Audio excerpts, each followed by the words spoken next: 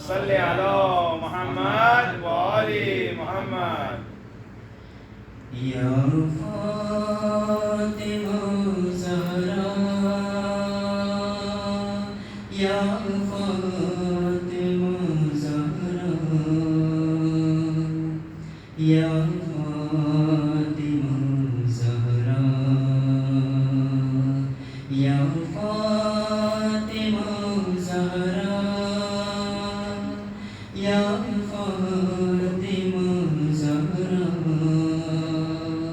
یا فاطمہ زہرا تو راہ نجدیوں میں مزار بطول کو تو راہ نجدیوں میں مزار بطول کو جانے نبی و خاص داور ہے فاطمہ کچھ شک نہیں شفیع محشر ہے فاطمہ صبت عظیم وقار کی مادر ہے فاطمہ افسوس آج بے کسو بے پر ہے فاطمہ جنت میں چین ہوگا کیوں کر رسول کو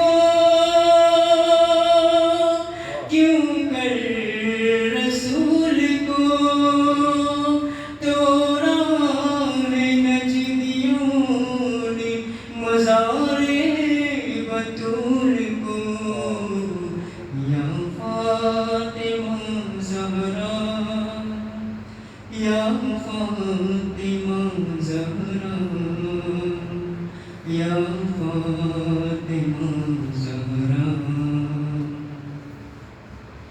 دن آج ہی کتھائے قیامت ہوئی بپا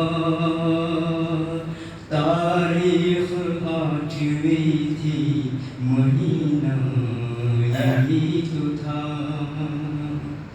آدان دیا لہدے بنت مصطفیٰ حیرت ہے کیوں جہاں من محشر ہوا بپا نازل عذاب ان پہ الہی شتاب ہوا الہی شتاب ہو بے دین قوم نازد کا خانہ خراب ہو یا فاطمہ زہرا یا فاطمہ زہرا یا فاطمہ زہرا تو راہ نجدیوں میں مزار بطول کو اللہ کوئی پوچھنے والا کھڑا نہیں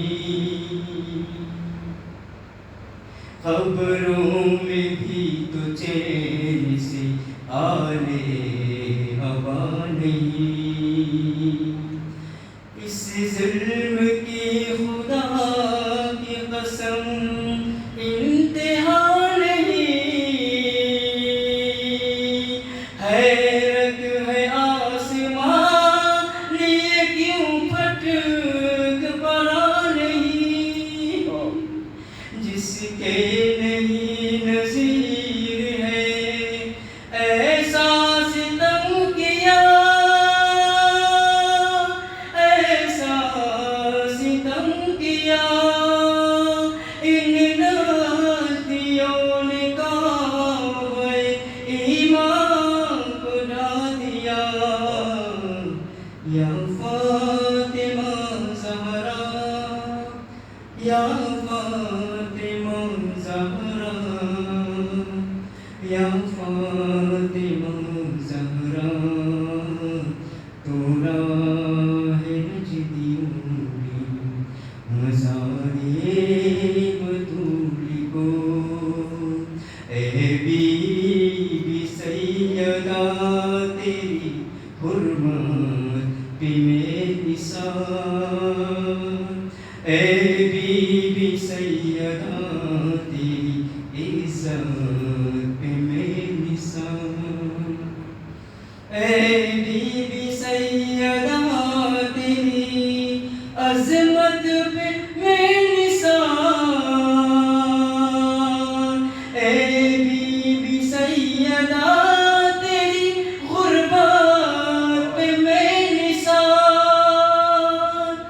آدان مرتبہ تیرا جانا نہ حیف ہے جانا نہ حیف ہے اقوال مصطفیٰ کو بھی مانا نہ حیف ہے یا فاطمہ زہرا یا فاطمہ زہرا یا فاطمہ زہرا تو راہ نجدیوں میں مزارِ بطول کو عباس نام بھائی مدینے میں جلد آؤ مولا خدا کے واسطے دیری نہ اب لگاؤ آدھا کو ذوالفقار کا جلدی مزہ چکھاؤ ان ظالموں کو زیر ان ظالموں کو زور ید اللہ کا دکھاؤ توہین کی ہے آپ کے ماں کے مزار کو ماں کے مزار کو لعنت ہو اہل ناز پہ پروردگار کی یا فاطمہ زہرا یا فاطمہ زہرا یا فاطمہ زہرا تو راہ نجدیوں میں مزارِ بطول کو مولا ظہور کیجیے غم کا ہے میرے مقام واللہ انتظار تمہارا ہے صبح شام افسوس ہے کہ آئینہ جانے ہمارے کام پر سے کویا امام زمان آئے ہیں غلام توہین کی لعنوں نے احمد کی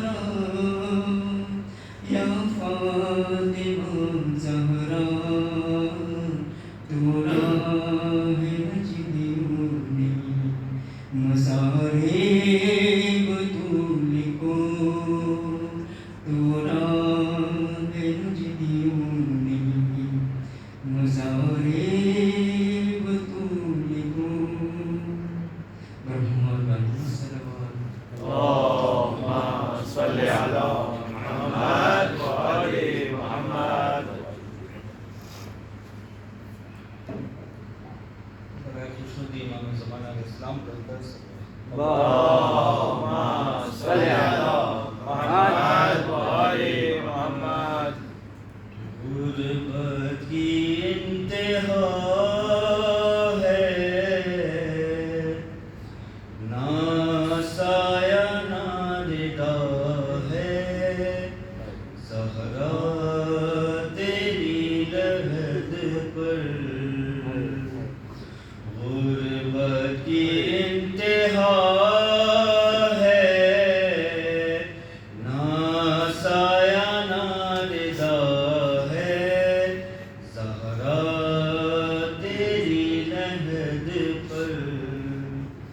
چند پتھروں نے مل کر محروم لکھ دیا ہے، زہرا تیری لحد پر.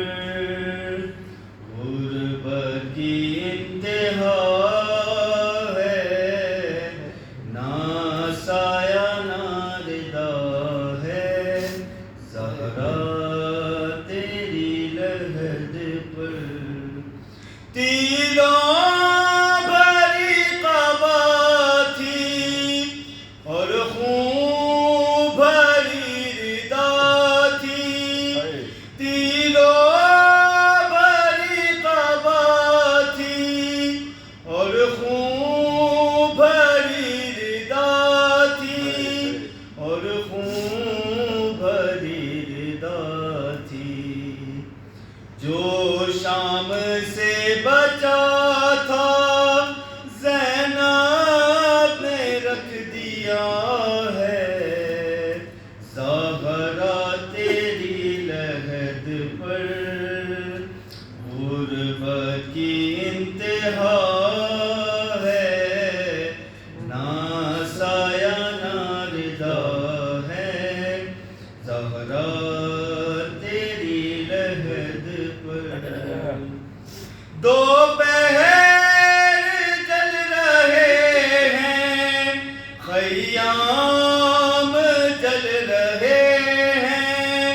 دوپہر ڈھل رہے ہیں، خیام جل رہے ہیں، خیام جل رہے ہیں.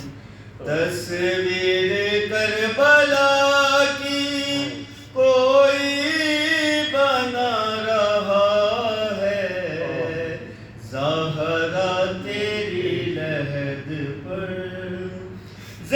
زندان کی گھٹن سے ہر لاش بے کفن سے، زندان کی گھٹن سے ہر لاش بے کفن سے، ہر لاش بے کفن سے.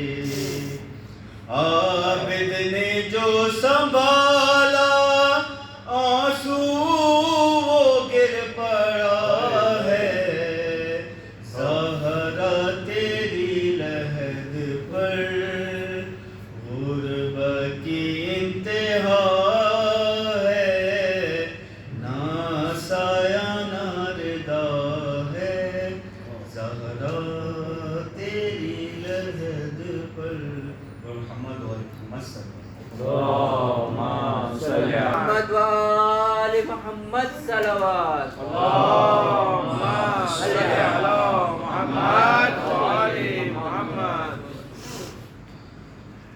اعوذ باللہ من الشیطان اللعین الرجیم. بسم اللہ الرحمن الرحیم. الحمد للہ الذی يخلق ولم يخلق ويرزق ولا يرزق ويطعم ولا يطعم.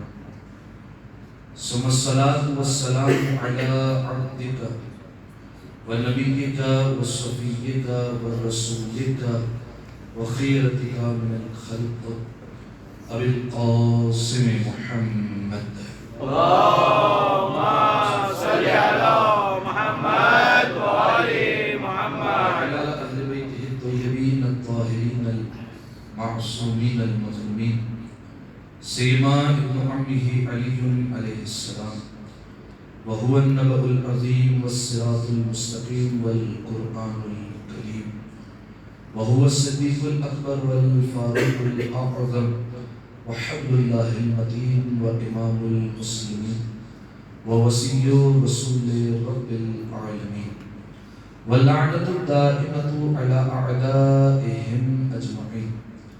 أما بعد فقد قال الله سبحانه وتعالى في محكم كتابه المبين بسم الله الرحمن الرحيم لقد يسرنا القرآن للذكر فهل من مدكر صلوات على محمد وآل محمد. اللهم صل على محمد وآل محمد. سامعین محترم، عزیزان گرامی قدر، 8 شوال تاریخ انسانیت، تاریخ اسلام کا وہ سیاہ ترین دن کہ جس دن کئی قبور کو مسمار کر دیا گیا. سامعین محترم، اہل بیت علیہ السلام سے وابستہ لوگوں کی یقیناً اس واقعے کو یاد کرتے ہوئے ایک غم کی کیفیت طاری ہو جاتی ہے اور ہونی بھی چاہیے. اس کی وجہ یہ ہے کہ انسان بعض چیزوں کا اگر غم محسوس نہ کر سکے تو اسے مختلف زاویوں سے اگر سوچے گا تو خود بخود غم محسوس کرے گا.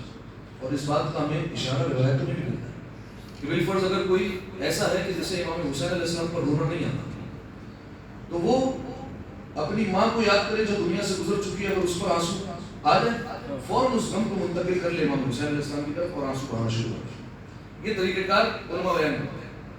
اسی طریقے سے یہ قبور مسمار ہو گئی، یہ کوئی عام واقعہ یا کوئی عام سانحہ تو ہے. انسان سوچے کہ اگر ہماری چہیتی ماں جس نے ہمیں فرمان چڑھایا، ہماری پرورش کی، اگر ہمارے سامنے اس کی قبر پر بلڈوزر چلا دیا جائے اور نام و نشان مٹا دیا جائے تو ہماری کیا کیفیت ہوگی اور ہم اس وقت کس کیفیت سے گزرتے ہیں. انسان ذرا سوچے زمانے کے امام آج بھی زندہ ہے، وہ کبھی بقی کی قبرستان کو دیکھتا ہوگا تو یہی سوچتا ہوگا کہ قبور کا کیا حال کر دیا گیا اور جن لوگوں نے اسلام پر اتنے احسانات کیے ان کی قبور کو مسمار کر دیا. سامعین محترم، ابتدائی کلام میں آپ تمام مومنین اور محبان امیر المومنین کی خدمت میں تعزیت اور تسلیت بھی پیش کرتا ہوں اور بالخصوص زمانے کے امام کی دل کی تسلی کے لیے ایک دفعہ مل کر آواز بلند صلوات اللہم صل علی محمد وآل محمد. لیکن منتخب لوگ میرے سامنے تشریف فرما ہیں اور گنے چنے افراد ہیں. یقیناً آپ لوگ لائق دار اور لائق تحسین ہیں کہ جنہوں نے اس غم کو غم سمجھا اور فرش اعظم پر تشریف لیا ہے. آیت اللہ وحید خراسانی اس وقت مرجع عالم کی حیثیت رکھتے ہیں اور جو 4 یا 5 بڑے مراجعوں میں ان کا نام آتا ہے آیت اللہ وحید خراسانی. خدا ان کا سایہ سلامت رکھے ہم پر. ایران کا ایک شہر قزوین میں جب آیت اللہ وحید خراسانی نے اس مجلس سے خطاب کیا، یوم انہدام جنت البقیع سے مجلس موجود ہے، جب اسے خطاب کیا تو ان کے سامنے جو مجمع موجود تھا انہوں نے پہلا جملہ یہی کہا کہ یہ جو میرے سامنے لوگ بیٹھے ہوئے ہیں یہ عام لوگ بیٹھے ہوئے نہیں، بلکہ یہ وہ لوگ ہیں جنہیں پروردگار عالم نے منتخب کیا ہے کہ آج کے دن جا کر آنسو آئے. یہ منتخب لوگ، انہیں اللہ نے خود چنا ہے. وجہ کیا ہے؟ وجہ یہ ہے کہ انسان پوری کائنات پر غور کرے. پوری کائنات کھیل تماشے میں لگی ہوئی ہے، عید کی دعوتوں میں لگی ہوئی ہے. کتنے افراد ایسے جنہیں پتہ ہی نہیں ہے کہ آج کے دن ہوا کیا تھا، کون سا واقعہ آج کے دن پیش آیا. کتنے مسلمان بے خبر ہے، کوئی جانتا ہی نہیں کہ آج کے دن کیا واقعہ پیش آیا. اور اس سے بڑھ کر بے بسی یہ ہے کہ کچھ افراد جانتے ہیں کہ بالکل 8 شوال کو یہ واقعہ پیش آیا، اس کے باوجود ان کے دل میں غم موجود نہیں. ایسے کئی افراد موجود ہیں. ان میں سے چند لوگ فرش اعلیٰ پر آ جائیں تو آیت اللہ وحید خراسانی بیان کرتے ہیں کہ یہ معجزے سے کم نہیں، یہ بلکہ پروردگار عالم کا انتخاب ہے. انہوں نے آپ کو تعین کیا ہے کہ جائیے اور جناب سیدہ آئمہ دھار ان کی جا کر قبروں پر جا کر قبروں کے متعلق آنسو آئیے اور اپنے اوپر غم کی کیفیت طاری کیجیے. ایک اور جملہ کہتے ہیں، وہ کہتے ہیں کہ کچھ چیزیں ایسی ہوتی ہیں جو قابل درک بھی ہوتی ہے اور قابل بیان بھی ہوتی ہے، اور کچھ چیز ایسی ہوتی ہے جو قابل درک بھی نہیں ہوتی اور قابل بیان بھی نہیں ہوتی. کیا مطلب؟ کچھ ایسی چیز ہوتی ہے جنہیں ہم دیکھتے ہیں تو ہم فوراً سمجھ جاتے ہیں، درد کرنا ہے سمجھ جانا، فوراً سمجھ جاتے ہیں اور پھر ہم اس کو آگے منتقل بھی کر سکتے ہیں، بیان بھی کر سکتے ہیں. ٹھیک ہے، جیسے بالفرض کوئی فلاں واقعہ بعد پیش آیا، ہم نے بیان نہیں دیکھا، ہمیں سمجھ میں آ گیا کہ پوری جو ہے وہ اسٹوری کیا تھی، پورا واقعہ کیا تھا، ہم نے اسے سمجھا اور ایسے تھے اس کو جا کر آگے بیان کر دیا. اس کا مطلب یہ ہوا کہ یہ واقعہ قابل درد بھی ہے، قابل بیان بھی ہے. لیکن کچھ چیزیں ایسی ہوتی ہیں جو ہم درد تو کر سکتے ہیں لیکن بیان نہیں کر سکتے. بالفرض میں یہاں پر اگر امیر المومنین کے فضائل پڑھوں تو آپ امیر المومنین کے فضائل کو سمجھیں گے، لیکن آپ کے وجود میں خوشی کتنی محسوس ہوئی اس خوشی کا پیمانہ نہیں ہے آپ کے پاس. وہ آپ خوشی بیان نہیں کر سکتے کہ مجھے اس موقع پر کتنی خوشی ہو رہی ہے. ایک ماں کے سامنے جوان بیٹا مر گیا، ہم یہ تو سمجھ جائیں گے کہ یہ غم ہے، لیکن وہ کتنا غم ہے ہم یہ بیان نہیں کر سکتے. تو یہ قابل درد ہے لیکن قابل بیان نہیں ہے. لیکن وہ کہتے ہیں کچھ چیزیں ایسی ہوتی ہیں جو سمجھ میں نہیں آتی اور بیان میں نہیں آتی. فرمایا اس میں سے ایک یہ ہے کہ وہ افراد جو 8 شوال کی مجلس اعظم میں تشریف لاتے ہیں، فرمایا جب وہ اٹھ کر یہاں سے جاتے ہیں تو کتنی رحمتیں، نعمتیں، عنایتیں لے کر اٹھتے ہیں. فرمایا نہ یہ رحمتیں، نعمتیں، عنایتیں سمجھ میں آ سکتی ہیں نہ کسی کو بیان کی جا سکتی ہیں. ایک دفعہ سوال دیا میں مل کر بابا سے بولیں اللہم صلی علی محمد و آل محمد. سامعین محترم، آج کی اس مختصر سی بڑی زیادہ کی میں نے آپ کے سامنے سورہ مبارکہ قمر کی 17ویں آیت کو پیش کی. اس آیت میں پروردگار عالم اپنی مقدس کتاب قرآن مجید کا تعارف کروا رہا ہے، انٹروڈکشن کروا رہا ہے قرآن مجید کا. ارشاد ہوتا ہے لقد یسرنا القرآن للذکر، یقیناً ہم نے اس قرآن کو ذکر کے لیے، تلاوت کرنے کے لیے انتہائی آسان بنا دیا. ہر ایک تلاوت کر سکتا ہے، انتہائی اس کو آسان بنا دیا. فہل من مدکر، کیا کوئی ہے جو اس قرآن سے نصیحت کو قبول کر سکے؟ سامعین محترم، قرآن فقط اور فقط تلاوت کرنے کے لیے نازل نہیں ہوا بلکہ قرآن غور و فکر کرنے کے لیے بھی نازل ہوا. اس قرآن مجید میں پروردگار عالم نے ماضی کے کئی واقعات لکھے ہیں. اس قرآن مجید میں پروردگار عالم نے ماضی میں جتنے انبیاء گزر چکے ہیں ان کے واقعات تحریر کیے کہ ان کے ساتھ کیا کیا ہوا، ان کی قوم نے کیا کیا کیا، وہ سارے کے سارے واقعات تحریر کیے. کہ کیوں کیے؟ فقصص القصص، اے میرے حبیب انہیں آپ قرآن کے قصے سنائیے، قرآن کی کہانیاں سنائیے. کیوں؟ لعلہم یتفکرون، شاید کہ یہ فکر کرنے والے بن جائیں. تو یعنی قرآن مجید کا مقصد فقط اور فقط تلاوت نہیں ہے، قرآن مجید کا مقصد اس میں فکر کرنا ہے، غور و فکر کرنا ہے. اب سامعین محترم، قرآن میں کئی نصیحتیں آپ کو مل جائیں گی، لیکن اگر آپ پورے قرآن میں غور کریں تو 2 نصیحتیں ابھر کر سامنے آتی ہیں. توجہ چاروں میں آتی ہیں. پورے قرآن مجید میں کئی نصیحتیں ہیں، کئی آپ جو ہے وہ ان سے سبق حاصل کر سکتے ہیں، لیکن 2 نصیحتیں ایسی ہیں جو ابھر کر سامنے آتی ہیں. وہ 2 نصیحتیں کون سی ہیں؟ پہلی نصیحت یہ ہے قرآن کی کہ انسان چاہے جتنا بھی پریشانی میں آ جائے، جتنا بھی مصیبتوں میں گرفتار ہو جائے، اس پر ہر طرف سے بلائیں آ رہی ہیں، اس سے ہر ایک تعلق توڑ دے، اس سے ہر رشتہ دار ناتا توڑ دے، ہر طرف سے نا امیدی کا اندھیرا چھا جائے، ایسے حالات میں بھی اسے پروردگار عالم کی رحمت سے مایوس نہیں ہونا چاہیے. یہ پہلا درس ہے. جیسے بھی حالات بن جائیں، کچھ بھی ہو جائے، پروردگار عالم کی رحمت سے مایوس نہ ہو کبھی بھی. اس سے امیدیں وابستہ ہونی چاہیے، تمام تر امیدیں اسی سے رکھنی چاہیے. ٹھیک ہے، بلکہ میں آپ کے سامنے یہاں رک کر ایک روایت بھی پیش کرتا ہوں، اس کے بعد دوسری نصیحت بتاتا ہوں. چھٹے امام امام جعفر صادق علیہ السلام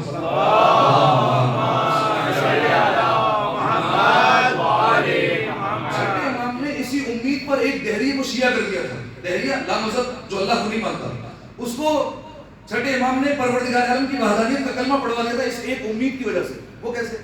ایک شخص آیا امام کی خدمت میں اور امام سے آ کر کہتا ہے میں خدا کو نہیں مانتا، میں خدا کے وجود کا قائل نہیں، مجھے خدا سمجھ میں نہیں آتا، مفہوم بیان کرو. امام نے کہا صفتوں کے ذریعے سے پہچانو. یہ نکلتا ہوا سورج بتائے گا کہ خدا ہے، اپنے الفاظ میں بیان کرو. یہ چمکتا ہوا چاند بتائے گا وہ خدا ہے، یہ بہتے ہوئے سمندر بتائیں گے یہ خدا ہے. وہ کہتے نہیں یہ تو سب خود بخود بھی ہو سکتا ہے، یہ صفتوں سے بھی مجھے خدا سمجھ میں نہیں آتا. تو اس نے یہ کہا، امام نے کہا فرض کر تو اکیلا کشتی میں سفر کر رہا اور اکیلا کشتی میں کہیں جا رہا ہو اور سمندر کے بیچوں بیچ پہنچ جائے اور تیرے آس پاس کوئی نہ ہو اور نہ تیرے ساتھ کشتی میں کوئی، اور اس موقع پر تیری کشتی ٹوٹ جائے، اس میں سوراخ ہو جائے، آہستہ آہستہ پانی بھرنا شروع ہو جائے اور تجھے یقین ہو جائے کہ ابھی کچھ لمحوں میں تجھے موت آ جائے گی. تاکہ کیا اس وقت سمندر کے بیچوں بیچ جس وقت تیرے پاس کوئی بھی نہیں ہے، تیرے پاس کوئی سہارا نہیں ہے، کسی کو پکار نہیں سکتا ہے، کیا اس وقت تیرے دل میں امید ہوتی ہے کہ شاید بچ جاؤں؟ کہاں امید تو ہوتی ہے کہ شاید بچ جاؤں. کیونکہ میں تاجر ہوں، میں سفر کرتا رہتا ہوں، کئی مرتبہ ایسا ہوتا ہے کہ میں جا رہا ہوں اور راستے میں طوفان آ جائے اور مجھے پھر بھی ایک امید ہوتی ہے کہ کوئی تو ہے جو مجھے بچا لے گا. امام نے کہا بس یہ کوئی ہی خدا ہے. یہ تو امید لگ رہی ہے تم نے، جس ہستی سے تو امید لگا رہی وہی خدا ہے، یہ تو تنہائی میں تجھے یاد آتا ہے. لہٰذا سامعین محترم، پہلی نصیحت قرآن مجید کی، تم پر جیسے حالات پڑ جائیں، جیسی مصیبتیں آ جائیں، جیسی بلائیں آ جائیں، کچھ بھی ہو جائے تمہارے ساتھ، پروردگار عالم سے کبھی امید نہ چھوڑو، اس کی رحمت سے کبھی مایوس نہ ہو. یہ پہلی نصیحت. دوسری نصیحت قرآن مجید کی، توجہ چاہ رہا ہوں.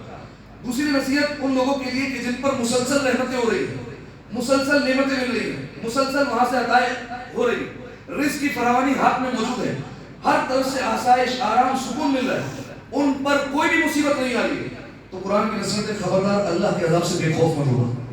ٹھیک ہے، دو نصیحتیں توجہ چاہ رہا ہوں میں آپ کی.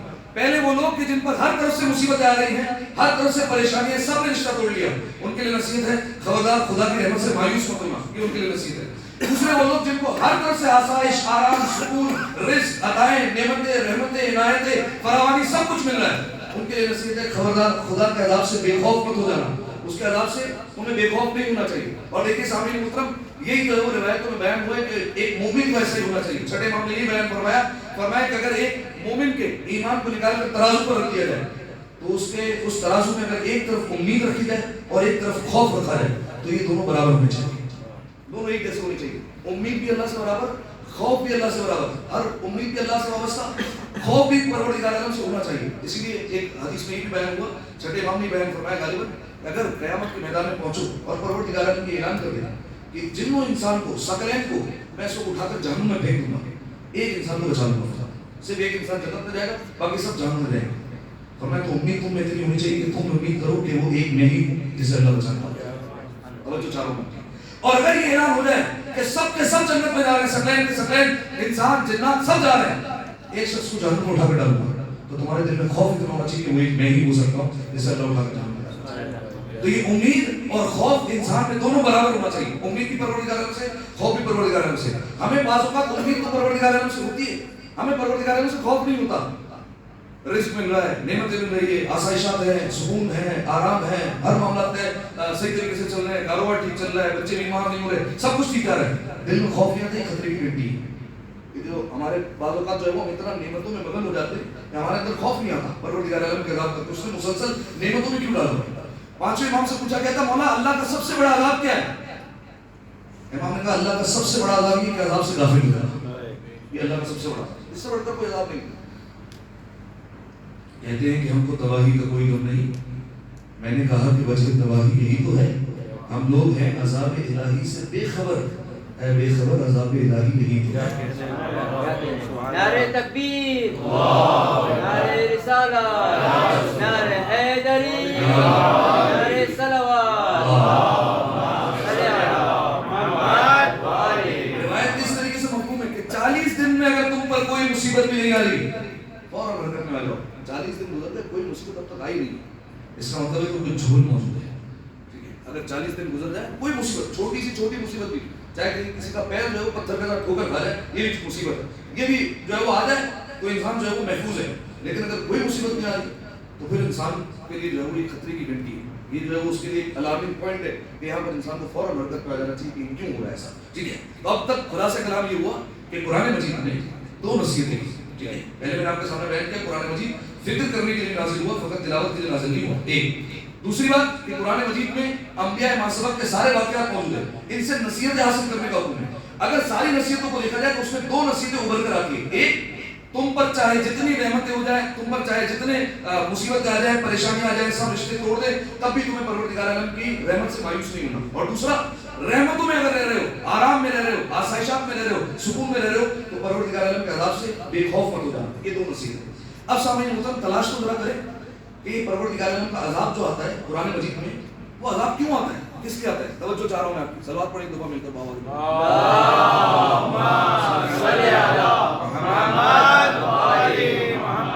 اسباب کیا ہے کہ یہ پروردگار عالم عذاب نازل کیوں کر دیتا ہے؟ اب آپ قرآن مجید میں دیکھیں گے تو کچھ قومیں آپ کو ایسی ملیں گی جنہوں نے پروردگار عالم کی نشانی کا انکار کیا، اللہ نے عذاب بھیج دیا. کچھ لوگ ایسے جنہوں نے نعمتوں کا انکار کیا، اللہ وارننگ دیتا رہا اور نبی کے ذریعے سے پیغام پہنچاتا رہا، نہیں مانے، عذاب بھیج دیا. ٹھیک ہے، لیکن یاد رکھیے آپ کو قرآن میں ایسا بھی موقع ملے گا کہ عذاب، توجہ چاہوں گا اس جملے پر، عذاب صرف بے عملی کی وجہ سے نہیں آتا، بے ادبی کی وجہ سے بھی آتا ہے. اگر بے ادبی ہو جائے نا وہاں پر بھی عذاب آ سکتا ہے. ایک مثال دی، شیطان جنات میں رہتا تھا زمین کی بستیوں میں، اس کے پاس عمل کی کوئی کمی نہیں تھی. عمل اتنا تھا کہ اللہ نے زمین کی پستیوں سے اٹھا کر آسمان کی بلندیوں پر بٹھایا. اس کا عمل اتنا تھا کہ پروردگار عالم نے جنات سے ہٹا کر فرشتوں کا سردار بنایا اسے. حالانکہ آگ کا بنا ہوا تھا, نار کا تھا, لیکن اللہ نے نوریوں کو اسے سردار بنایا. اس کے پاس عمل کی کوئی کمی نہیں تھی. لیکن جب پروردگار عالم نے کہا کہ میں نے ایک مٹی کا پتلا بنایا ہے, اس میں اپنا روح پھونکنے والا ہوں, تو ان سب سجدے میں گر جانا. اس نے کیا کہا, یہ مٹی کا ہے, میں آگ کا ہوں, میں سجدہ نہیں کر سکتا. اس کے پاس عمل کی کمی نہیں تھی, ادب کی کمی تھی. اس کے پاس ادب موجود نہیں تھا. اس نے کیا کہا, میں آگ کا ہوں, یہ مٹی کا بنا ہوا ہے. اس نے توہین کی پروردگار عالم کی خلقت کی. پروردگار عالم کا حکم تھا کہ سجدہ کرو, چاہے پھر آگے مٹی ہو یا کوئی اور شے ہو, سجدہ کرنا چاہیے تھا. اس نے اللہ کے حکم کی بھی بے ادبی کی, جناب آدم علیہ السلام کی بھی ادبی کی. لہذا سامعین محترم, اس نے اپنے آپ پر فخر کیا اور اس نے مٹی کی بے ادبی کی. مٹی کی بے ادبی کی. مٹی کو کہتے ہیں تراب. اگر کوئی تراب کا منکر ہو تو معاف نہیں کرتا, ابو تراب کا منکر ہو کیسے معاف کرے گا؟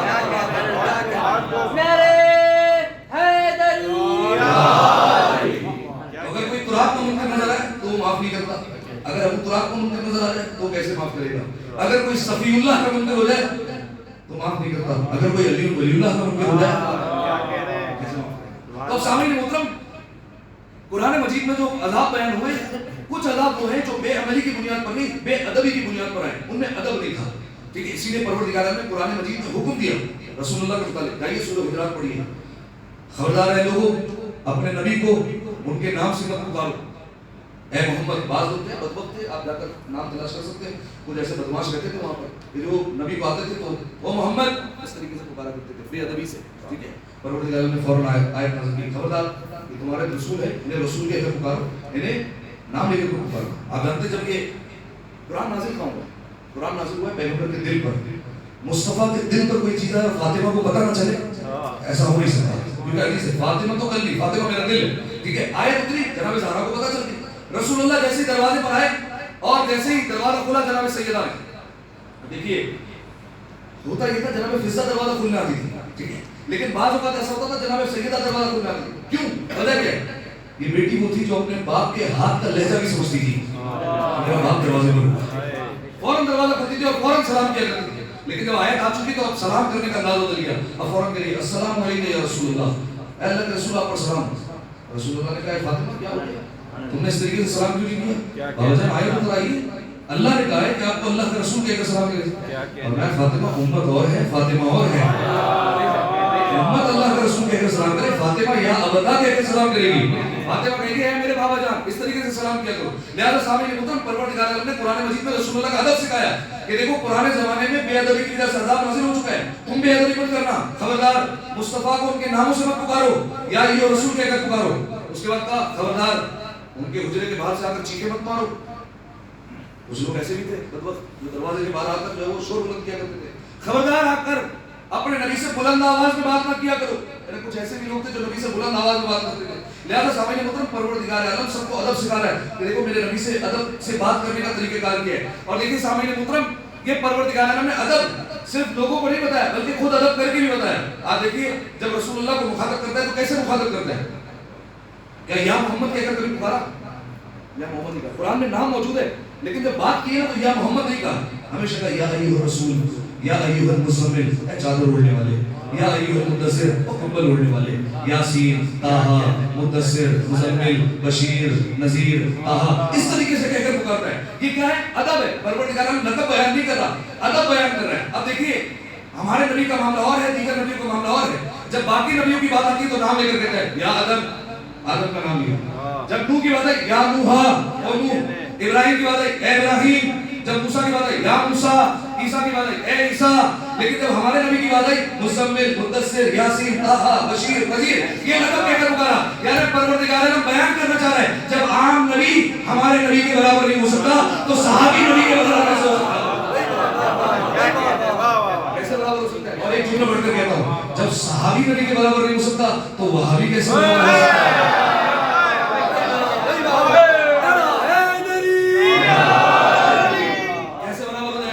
سامعین محترم, یہ پروردگار عالم نے قرآن مجید میں ادب کر کے بتایا کہ ہمارے نبی کا ادب کیا ہے, کس طریقے سے ادب کرنا ہے. اور دیکھیے سامعین محترم, یہ ادب پروردگار عالم نے جب امت کو حکم دیا ادب کرنا ہے تمہیں, تو یہ امت تک ادب محدود نہیں رکھا, اپنے نبیوں پر بھی لاگو کیا کہ تم جب, آپ دیکھیے پرانے دور جب تھا نبیوں کا, تو کچھ ادوار ایسے تھے کہ جس میں 2 نبی جمع ہو جاتے تھے، ٹھیک ہے، جناب لوط اور جناب ابراہیم ایک زمانے میں آ گئے، تو یہ آپس میں ادب کا بھی حکم دیا ایک دوسرے کو. اب پروردگار عالم نے اس ادب کو امت تک محدود نہیں کیا، نبیوں پر بھی لاگو کیا، تمہیں بھی ادب کرنا ہے. روایت آپ نے مختلف انداز سے سنی، میں نے مختلف انداز سے جو ہے وہ دیکھی اس روایت کو سنا. جناب یوسف علیہ السلام قید خانے میں تھے، جناب یعقوب علیہ السلام کنعان میں، اور جناب یوسف علیہ السلام مصر میں.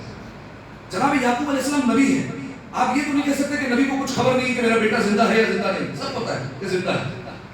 یہ بھی پتہ ہے کہ جناب یعقوب علیہ السلام نے یہ بھی جناب یوسف علیہ السلام کو بتایا تھا کہ تمہیں اللہ ایک دن حکومت عطا کرے گا لیکن تمہیں پہلے زندان سے گزرنا ہے، یہ بھی پتہ ہے جناب یعقوب کو. جناب یوسف علیہ السلام کو جب سلطنت ملی نا، توجہ چاروں ملتے ہیں، جب جناب یوسف کو سلطنت دے دی گئی تو جناب یوسف علیہ السلام تخت پر بیٹھے ہوئے تھے. انہیں خبر ملی کہ ان کے بابا، ان کی والدہ اور ان کے بھائی ان کو دیکھنے کے لیے آ رہے ہیں. جناب یوسف علیہ السلام کی نیت خراب نہیں تھی. جناب یوسف علیہ السلام نے کہا میرا تخت اٹھاؤ اور تخت کو دروازے کے سامنے رکھ دو، ایسی جگہ پر رکھو کہ اگر کوئی بھی دروازے سے داخل ہو تو سب سے پہلی نگاہ اس کی مجھ پر پڑنی چاہیے.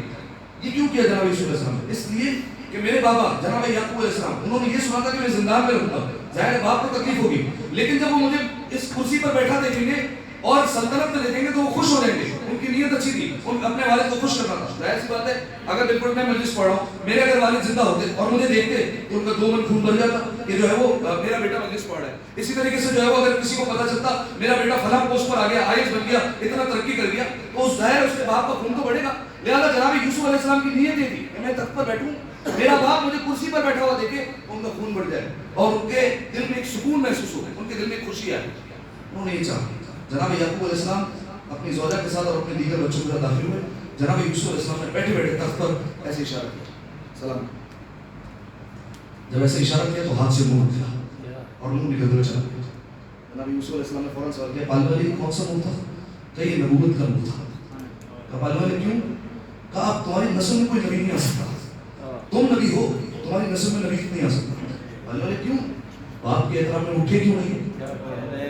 احترام کیوں نہیں کیا؟ بلند کیوں نہیں ہو؟ نیت اچھی تھی لیکن جو ہے وہ احترام بنتا تھا. احترام کیوں نہیں کیا اٹھ کر؟ معصوم کے احترام میں اٹھنا چاہیے تھا. نہیں غور کرے آپ، معصوم کے احترام میں اٹھنا چاہیے تھا، معصوم کا احترام تمہیں کرنا چاہیے تھا. اب سامنے یہ ہوتا ہے یہاں یوسف اور یعقوب کے درمیان یہاں پر جناب یوسف علیہ السلام نے احترام نہیں کیا اٹھ کر، لیکن آپ کو ایسی روایت ملے گی جب بھی فاطمہ آتی تھی مصطفیٰ اپنے مقام سے کھڑے ہوتے تھے اور احترام کیا کرتے تھے. معصوم آئی، معصوم اپنے مقام سے اڑ گئے. لہذا سامنے تو یوسف نہیں اٹھے، ہاتھ سے نبوت کا نور نکلا. مصطفیٰ اٹھے، نسل میں امامت کو چلا دیا. اب علی بھی امام ہے، حسن بھی امام ہے.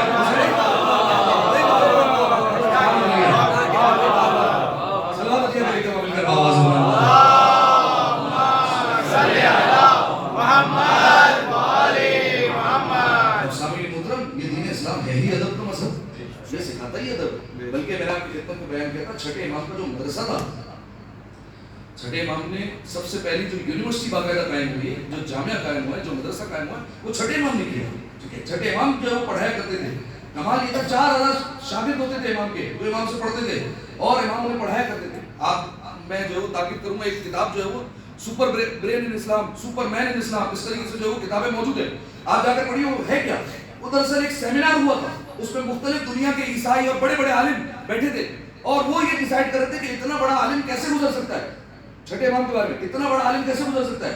وہ کہتے ہیں ہمیں حیرت یہ نہیں ہوتی کہ اتنا بڑا عالم تھا، ہمیں حیرت اس بات پر ہوتی تھی پڑھنے والے 1000 ہوتے تھے، پڑھانے والا اکیلا ہوتا تھا، اکیلا پڑھاتا تھا. اور کہا کمال یہ نہیں ہے. آپ دیکھیے آج جا کر سرچ کیجیے، آج کی سب سے بڑی یونیورسٹی میں کتنے علوم پڑھائے جاتے ہیں، کتنے علم وہاں جا کر دیکھیے. 50 بھی جو ہے میرے خیال سے مشکل ہے، اتنے علوم بھی جو ہے وہ کہیں پر نہیں پڑھائے جاتے. چھٹے امام کے متعلق 500 علوم ایک وقت میں پڑھائے جاتے ہیں. ریاضی بھی ہے، سائنس بھی ہے، کیمسٹری بھی ہے. ٹھیک ہے، اور ہر ایک جو ہے وہ فیلڈ میں ہر ایک کو ماسٹر بنایا جاتا ہے. جابر بن ریحان جسے کہا جاتا ہے بابا جو ہے وہ کیمیا، ٹھیک ہے، وہ کیمسٹری میں. ٹھیک ہے، اسی طریقے سے جو ہے وہ اصول فقہ میں کسی کو بنا دیا، علم کلام میں حشام کو بنا دیا. اس طریقے سے سب کو ماسٹر بنا دیا. اور نتیجہ کیا ہوا؟ مسجد کوفہ میں یہ ساری کلاسز ہوا کرتی تھی. جب کوئی مسجد کوفہ سے گزرتا تھا تو ہر حلقے سے ایک ہی آواز آ رہی تھی. استاد مختلف ہوتے تھے، امام کے چاہنے والے پڑھا رہے تھے، لیکن ایک آواز آ رہی تھی، قال الصادق، صادق نے ایسا بتایا ہے، انہوں نے ایسا نہیں پڑھایا. یہ ہوتا تھا امام صادق کا طریقہ. تو امام صادق جس مسئلے پر بیٹھ کر پڑھایا کرتے تھے اس کے عقب میں ایک دیوار تھی, اس پر امیر المومنین کا ایک شعر لکھا ہوتا. وہ کیا شعر تھا؟ لیس الیتیم قد مات والدہ بل الیتیم یتیم العلم والادب. یتیم وہ نہیں جس کا باپ مرد ہے, یتیم وہ ہے جس کے پاس نہ علم ہو نہ ادب ہو. یہ یتیم ہے. یتیم وہ نہیں جس کا باپ دنیا سے چلا جائے, یتیم وہ ہے جس کے پاس نہ علم ہو نہ جس کے پاس ادب موجود ہو. ادب سب سے بڑی میراث ہے. ادب نہیں ہے تو کچھ نہیں. ادب سب سے بڑی میراث کیوں کہا میں نے یہ ادب کو آپ اپنے بچوں میں منتقل کیجیے. جو آپ کے بڑوں نے آپ کو ادب سکھایا نا, اداداری کا کیا ادب ہے, آپ کے بڑوں نے جو آپ کو سکھایا نا کہ ادادار کے اگر جوتے درمیان میں پڑے ہو تو اٹھا کر رکھ دینا چاہیے. خبردار کوئی ایسا نظر نہ آئے بچہ جو ہے وہ جوتے میں نو بیٹا دس از ڈرٹی, یہ جو ہے وہ نہیں کہہ رہے. ٹھیک ہے, اس کو سکھاؤ کہ جوتے اٹھا کر رکھو. یہ احترام ہے. اس کو زمین پر کھڑا کیجیے, اس کو جو ہے وہ ماتم کی صفوں میں لے کر آئیے, اس کو نماز کی صفوں میں کھڑا کیجیے, اسے ادب منتقل کیجیے. آج آپ ہیں کل نہیں ہوں گے. یہ ادب جو ہے وہ نسلوں میں منتقل ہونا چاہیے. ادب سب سے بڑی میراث ہے. تو اب سامعین محترم, مسلسل اہل بیت علیہ السلام نے, قرآن مجید نے, رسول اللہ نے ادب کا حکم دیا ہے. اور آج کی تاریخ 8 شوال اگر آپ دیکھیں تو آج واقعہ ادب کا ہی تو ہے. آج اہل بیت علیہ السلام کے ساتھ ادب کے ساتھ ہی کبھی پیش آیا گیا. وہ دنیا سے چلے گئے پھر بھی ان کے ساتھ ادب نہیں کیا گیا. آج یہی تو واقعہ ہوا. ٹھیک ہے, کب ہوا یہ واقعہ, کوئی مجھے بتا سکتا ہے؟ اب میں تھوڑا سا جو ہے آپ کے ساتھ شیئر کروں گی اس حوالے سے نالج. تو بتا سکتا ہے مجھے یہ واقعہ کب پیش آیا؟ 8 شوال کو آیا, یہ تو آپ جانتے ہیں. سن ہجری کو بتا سکتا ہے؟ 1925. یہ تو چلے انگلش سن ہو گیا. کوئی اسلامی سن بتا سکتا ہے کب یہ واقعہ پیش آیا؟ 8 شوال سن نہیں, ایک سال آگے نکل گیا, 1344. 1344 ہجری میں یہ واقعہ پیش آیا. یعنی ہاں اس واقعے کو کتنے سال ہو گئے؟ ابھی کیا چل رہا ہے؟ 102 سال. ٹھیک ہے, 102 سال ہو گئے اس واقعے کو. آج تک ائمہ بقی کی قبر مسمار ہے. 102 سال ہو گئے اس واقعے. ٹھیک ہے, کنہوں نے مسمار کیا یہ؟ آل سعود ہے. آل سعود میں مین کون تھا جس نے فتوے اکٹھے کیے؟ محمد ابن عبد الوہاب. ٹھیک ہے, محمد ابن عبد الوہاب ہوتا کہ جہاں سے یہ ساری جو ہے وہ یہ بدبختیاں چلی ہیں. ٹھیک ہے, بلکہ اس سے پہلے ابن تیمیہ کا یہ نظریہ تھا. ابن تیمیہ جن کو ان کے یہاں شیخ الاسلام کا لقب دیا جاتا ہے, دیوبندیوں کے یہاں وہابیوں کے یہاں کہا جاتا ہے شیخ الاسلام ہے ابن تیمیہ. اور ابن تیمیہ کے یہ ابھی میں آپ کے سامنے نظریات بھی رکھتا ہوں, اس کے کیا نظریات ہیں. ابن تیمیہ کا ایک نظریہ تھا یہ قبریں جو ہے ان کا وجود بدعت ہے, ان کو ہٹا دینا چاہیے. ٹھیک ہے, محمد ابن عبد الوہاب نے ابن تیمیہ کا نظریہ اپنایا تھا اور یہ فتوے لیے تھے علماء سے. جو علماء حجاز تھے ان کو فورس کیا گیا کہ آپ یہ فتوے دیں, اور اس طریقے کے فتوے جب ملے تو پھر جا کر یہ قبروں کو مسمار کیا گیا. ٹھیک ہے, اچھا آپ نے نام سنا ہوگا مولانا شہریار رضاعتی صاحب کا. ٹھیک ہے, انہوں نے یہ واقعہ جو ہے اپنی زبانی نقل کیا کہ انہوں نے وہاں پر کسی شرطے سے, کسی پولیس والے سے جو ہے وہ معلوم کیا, کہا یہ تم نے قبریں مسمار کیوں کر دی؟ کہا ہمارے پاس حدیث ہے کہ قبریں جو ہے وہ ساری زمین سے برابر ہونی چاہیے. کہا ساری قبروں کے بارے میں کہ ساری قبریں جو ہے وہ برابر ہونی چاہیے. کہاں؟ کبھی رسول اللہ کا امت کیوں سلامت, یہ قبریں کیوں سلامت؟ انہوں نے کہا ہماری مجبوری, یہ سنیے ہماری مجبوری ہے, سارا عالم اسلام ہمارے پر امڑ کر آ جائے گا, ورنہ ہم یہ روضہ رسول کی امت بھی گراتے تھے اور یہ قبریں بھی جو ہے وہ زمین سے برابر کرتے ہیں. ٹھیک ہے, انہوں نے کہا ابھی کیوں نہیں گرا دے؟ کہا ہمیں خطرہ ہے جان کا. ٹھیک ہے, کیا کہا ہمیں؟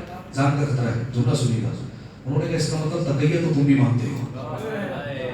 تقیہ جو ہم پر اعتراض کیا جاتا ہے کہ تم تقیہ کو مانتے ہو, تم تقیہ کر دیا تو اپنے ایمان کو چھپا لیتے ہو. تقیہ تو تمہارے یہاں بھی ہے, تمہارے یہاں ہے کہ قبروں کو گراؤ, لیکن تم نہیں گرا رہے جان کے خطرے کی وجہ سے, اس کا مطلب تقیہ تمہارے یہاں بھی موجود ہے. تو سامعین محترم یہ فرقہ یہ اہل سعود وہ ہے جو رسول اللہ کی قبر کا بھی احترام نہیں کرتا. ابھی میں آپ کے سامنے یہ ثابت کرتا ہوں کہ یہ وہ لوگ ہیں جو صرف دشمن اہل بیت نہیں ہے, یہ دشمن رسول بھی ہے اور دشمن اسلام بھی ہے. یہ اہل سعود دشمن رسول بھی, دشمن اسلام بھی. ابھی میں آپ کے سامنے ثابت کرتا ہوں. ایک دفعہ سوال دیا گیا ہے,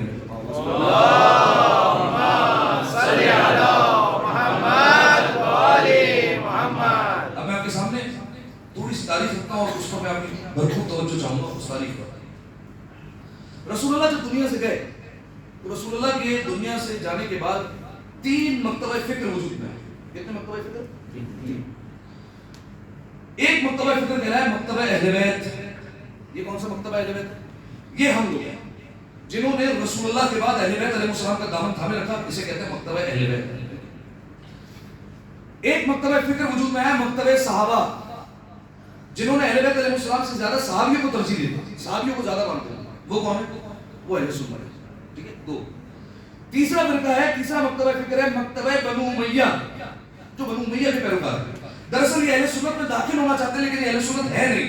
یہ داخل ہونا چاہتے ہیں اہل سنت میں، لیکن یہ دراصل مکتبہ بنو امیہ، یہ بنو امیہ کو فروغ کرنا ہے. توجہ اتنے مکتبہ اہل بیت، مکتبہ صحابہ اور مکتبہ بنو امیہ، یہ تین مکتبہ فکر جو ہے وہ رسول اللہ کے بعد وجود میں ہے. یہ میں نے کہا آپ کو مکتبہ بنو امیہ یہ اسلام کا دشمن ہے. کیسے؟ مکتبہ بنو امیہ کا وجود کہاں پر تھا سب سے زیادہ؟ شام میں. شام کا حاکم کون تھا؟ کون تھا؟ نہیں، ابو سفیان کو حکومت تو نہیں ملی نا. حکومت کسے ملی؟ یہ اسے جو ہے وہ حکومت ملی. جب یہ برسر اقتدار آیا اس نے امیر المومنین پر تبرہ شروع کروایا. میں آپ کے سامنے جو ہے وہ غالباً جب میں نے آپ کے سامنے خطبہ امام سجاد پیش کیا تھا تو اس میں نے آپ کے سامنے بیان بھی کیا تھا شام کے حالات کیا تھے کہ وہاں پر بچوں کو کتنا دشمن بنا دیا گیا تھا کہ ان کا جو ہے وہ بکری دے دی گئی، بچہ جو ہے وہ جانور سے مانوس ہو گیا. جب بہت زیادہ مانوس ہو گیا تو اسے جو ہے وہ چرا لیا گیا اور اسے ذبح کر دیا گیا. اور اس کے بعد جب بچے اٹھے صبح دیکھا جو ہے وہ ان کا جانور ذبح ہو گیا. کس نے ذبح کیا؟ علی آیا تھا جو تمہارا جو ہے وہ بکری کا بچہ جو ہے وہ ذبح کر کے چلا گیا. دل میں کیا ہوا؟ علی کا بغض آ گیا. ٹھیک ہے، کھلونے بانٹے گئے دربار کی طرف سے، کھلونے بٹے، کھلونے تقسیم ہوئے، بچے مانوس ہوئے، نقاب جو ہے وہ چہرے پر ڈالے، آئے کھلونے لیے اور توڑ دیے. کس نے توڑے پتا ہے تمہیں؟ نہیں پتا. علی آیا تھا اس نے آ کر تمہارے کھلونے توڑ دیے. علی کا بغض جو ہے وہ آ رہا ہے. حتیٰ کہ دیواروں پر بچے نام لکھا کرتے تھے، علی اس پر دائرہ بناتے تھے. سارے شام کے بچے مل کر اس پر جو ہے وہ پتھر مارا کرتے تھے. ٹھیک ہے کہ ہمیں علی کے نام سے اتنی نفرت ہے، اگر علی ہمارے سامنے آ جائے تو ہم بھی اسے ایسے ہی پتھر ماریں گے. ٹھیک ہے، آپ دیکھیے یہی ہوا نا کربلا میں. کیا ہوا؟ امام حسین علیہ السلام نے جب پوچھا تھا آخری خطبہ دیا، مار کیوں رہے ہو مجھے؟ وجہ کیا ہے؟ مارنا کیوں چاہتے ہو؟ کس وجہ سے مارنا چاہتے ہو؟